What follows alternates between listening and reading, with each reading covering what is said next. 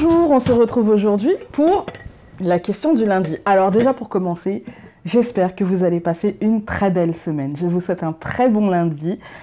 De toute façon, le tirage était bon, donc il n'y a pas de raison que... Voilà, on a quand même eu le trèfle avec la chance, on avait eu le soleil, l'étoile dans le même tirage. Wouhou quand même, hein. Donc on se prépare à une semaine riche en émotions, certes, mais une semaine quand même douce, une semaine pleine d'amour, une semaine en tout cas pleine d'émotions, de sentiments, qu'ils soient amicaux ou amoureux. J'espère avec le soleil. Ça serait bien le soleil sur toute la France, des températures pas trop chaud, mais pas trop froid, surtout pas trop froid pour nous, hein. Et ouais, je vous souhaite une magnifique semaine. En plus, on est fin mai, donc on dit au mois de mai, fais ce qu'il te plaît. Et ben encore plus quand juin arrive, voilà. Et donc c'est bientôt les vacances, on en profite, on a le sourire, la banane, hein. C'est lundi, mais en plus c'est férié. Donc, sourire, hein. J'espère que vous allez profiter de votre jour férié, que je viens de percuter, hein. J'espère que vous allez profiter de votre jour férié, que vous allez sortir, que vous allez vous oxygéner, que vous allez, ou alors faire juste quelque chose que vous aimez. Si c'est rester devant Netflix avec un pot d'agendas, pourquoi pas? Après tout, pourquoi pas? Voilà. Et donc, ouais, profitez vraiment de ce jour férié pour vous faire du bien. Je crois que c'est le dernier en plus du mois de mai. Après, on est sur la dernière ligne droite avant les grandes vacances. Donc là, on profite, on est cool, on profite du soleil ou de choses qu'on aime, tout simplement. En attendant, j'ai sorti la boîte de la question du lundi. Aujourd'hui, vous avez intérêt à sourire. C'est un ordre. Allez, on y va.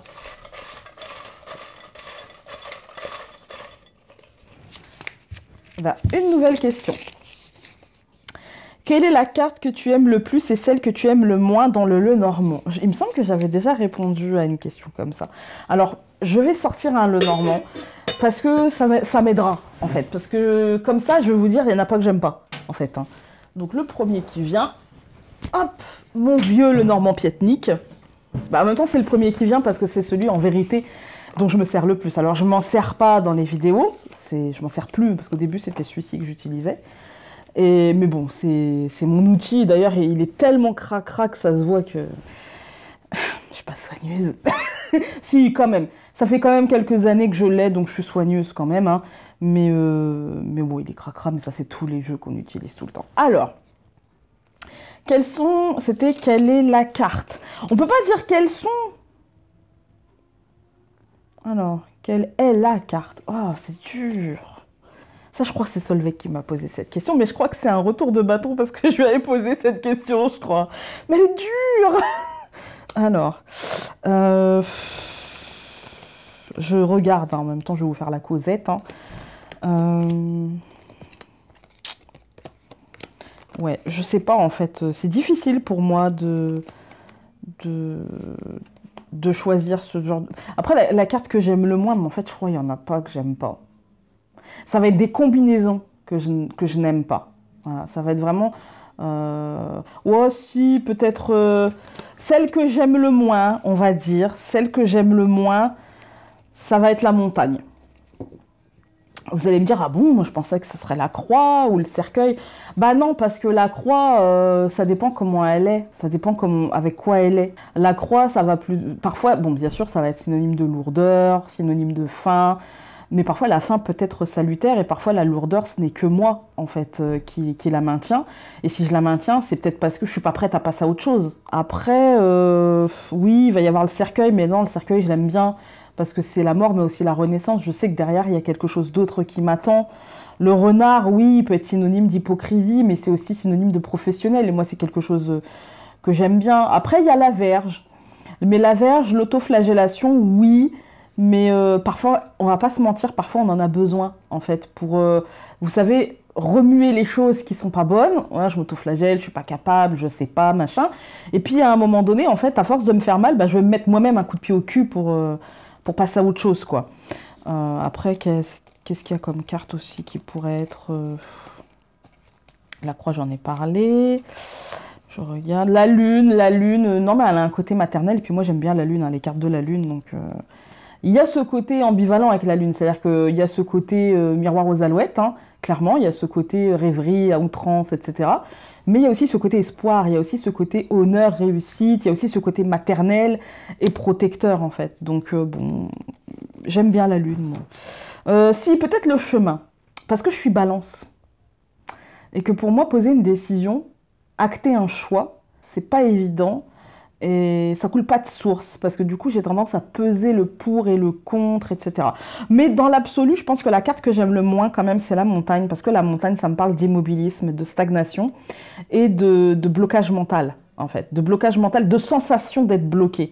Et s'il y a bien un truc que j'aime pas, c'est la sensation de ne rien pouvoir faire et d'être complètement bloqué. Voilà, d'être dans l'immobilisme total.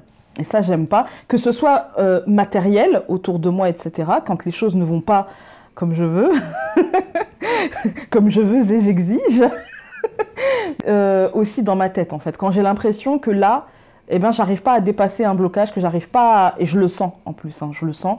Quand j'arrive pas à... Même dans les consultations, quand j'arrive pas à passer parce que certaines personnes sont très ouvertes, hein, et puis d'autres le sont beaucoup moins. Et quand elles le sont beaucoup moins, il y a une sorte pour moi de... C'est comme si elles matérialisaient un bouclier.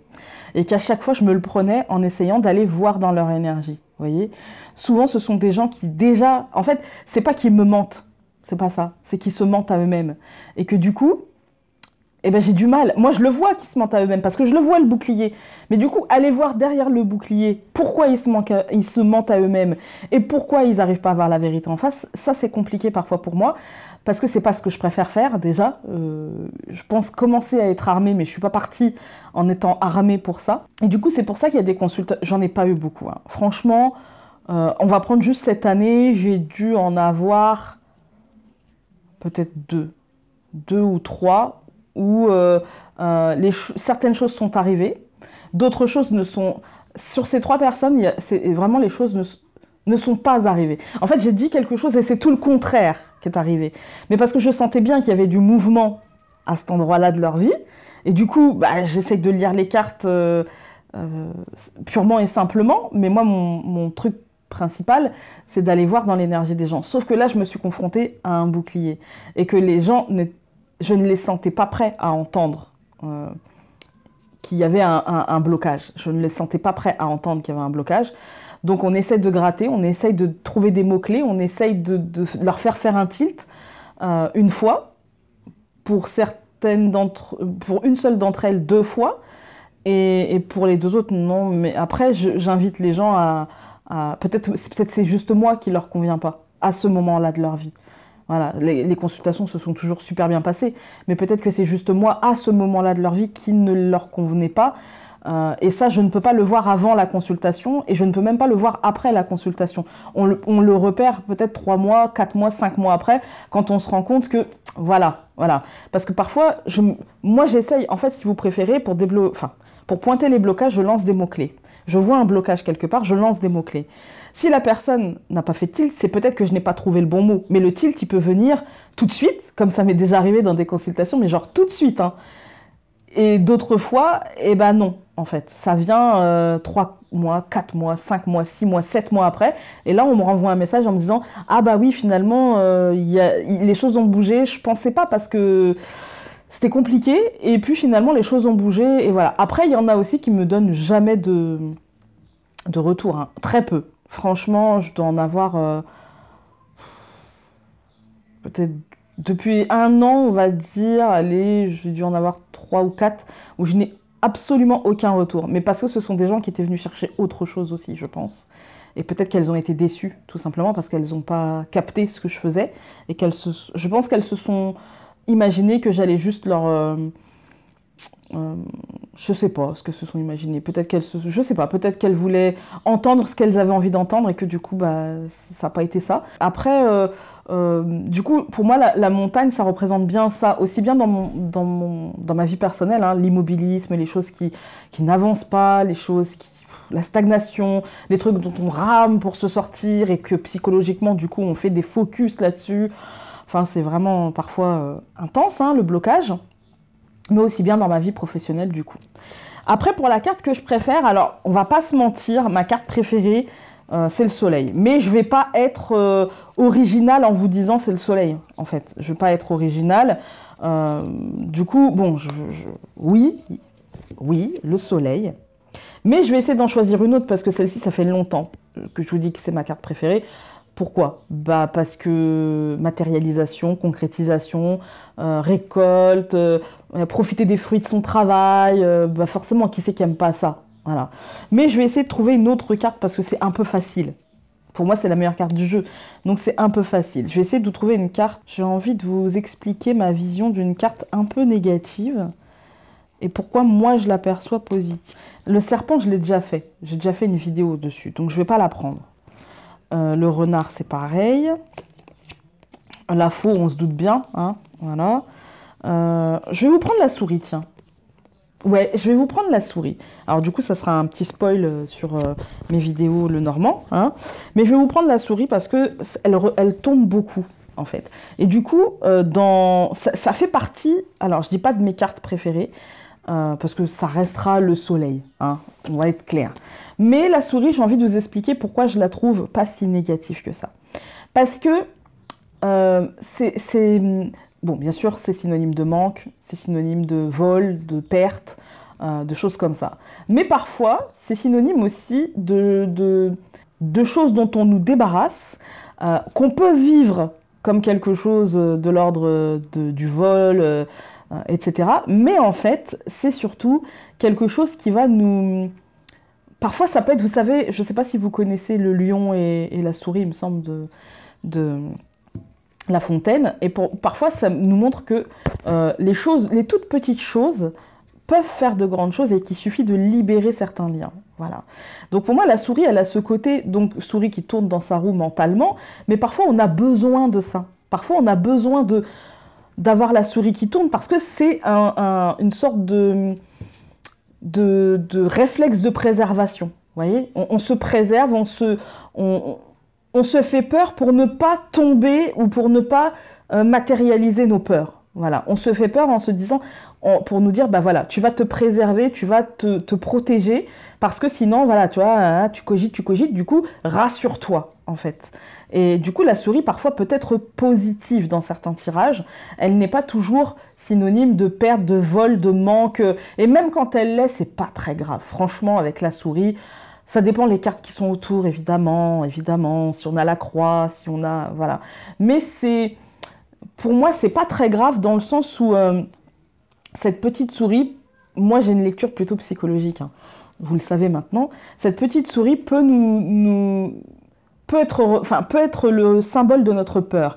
Et la peur, c'est pas forcément mauvais. Par exemple, je vous donne un exemple concret, hein, mais si je m'apprête à traverser la route et que j'ai mon enfant à côté de moi, ma peur va faire en sorte que je vais développer de la prévoyance et lui prendre la main pour traverser. Vous voyez?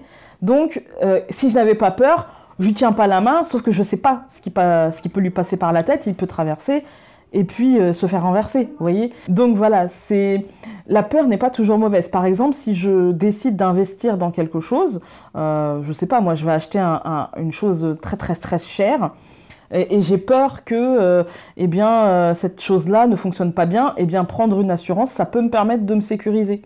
Ça peut me permettre de faire en sorte que j'ai moins peur, comme le fait d'assurer un véhicule par exemple. On assure son véhicule et on l'assure généralement quand il est neuf, on l'assure assez bien parce qu'on a peur qu'il nous arrive quelque chose et qu'on se dit au moins on est couvert. Vous voyez, la souris, elle peut avoir ce côté-là, le côté je me préserve, je sais que je vais avoir peur, je sais que ça va cogiter, je le sais, ça cogite déjà. Donc, je cherche à me préserver, donc je me sécurise. Elle peut avoir ce côté-là. Donc finalement, elle n'est pas si mauvaise que ça, la souris. Elle est mauvaise parce qu'elle est chiante, on va pas se mentir. Mais elle n'est pas si mauvaise que ça parce qu'elle a un côté, je me préserve de mes peurs. Après, d'autres cartes... Non, le chemin, j'aime pas. J'aime pas poser des choix. J'aime bien quand ça coule tout seul, quoi. Quand j'ai pas besoin de décider. C'est bien ça. La fille, elle est très sûre d'elle.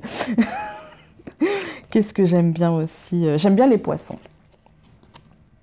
J'aime bien les poissons parce qu'il y a le... Alors pourquoi j'aime bien les poissons? Parce qu'il y a le côté matériel, financier, voilà, l'argent, ça fait toujours plaisir, hein. Pour se faire plaisir et pour faire plaisir aux siens, c'est toujours clairement très bien, l'argent. Et puis, pour moi, il y a le côté émotionnel avec l'eau, et du coup, il y a ce côté soit émotion perturbée, mais aussi émotion qui se calme, et moi j'aime bien quand on nous parle d'émotion, parce que quand on nous parle d'émotion, on nous parle aussi de comment on prend le quotidien autour de nous. En fait, les émotions, c'est pas simplement ce que je ressens en interne et puis dans ma bulle et machin. Non, parce que c'est ce qu'il y a autour. Par exemple, si je me dispute avec quelqu'un, ça va atteindre mon émotionnel. Alors qu'au contraire, si je me rapproche de quelqu'un et si je déclare mon amitié ou ma flamme à quelqu'un, eh bien, ça va exacerber le côté émotionnel en moi.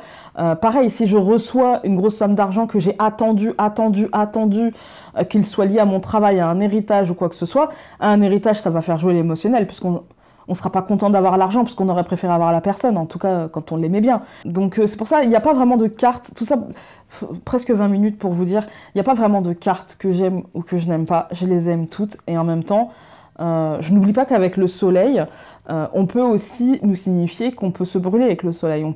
Le soleil, c'est aussi la vanité, hein, un petit peu. C'est la matérialisation, mais s'il est accompagné de cartes qui nous... Par exemple, du renard, ou par exemple du serpent, des choses... Ouais, renard, serpent, soleil, pour moi, ça va me parler vanité, ça va me parler grosse tête, ça va me parler aussi choses... transformation professionnelle qui amène... mais tout dépend de comment on s'est placé. Mais ça peut me parler vanité, voilà. Ça peut me parler... j'ai les chevilles qui enflent, vous voyez. Donc voilà, il y a tout ça, en fait. Dans le Lenormand, il n'y a que 36 cartes. Mais il y a, je pense, 1 million de possibilités. Et c'est pour ça que choisir une carte, c'est très compliqué, pour moi, en tout cas. Maintenant, si je dois en choisir qu'une que j'aime, c'est le soleil. Si elle est toute seule, en carte du jour, si le soleil sort, j'avoue, je suis contente. Voilà, le soleil ou les poissons, je suis contente. Ou l'étoile, je suis très contente. Même l'ours.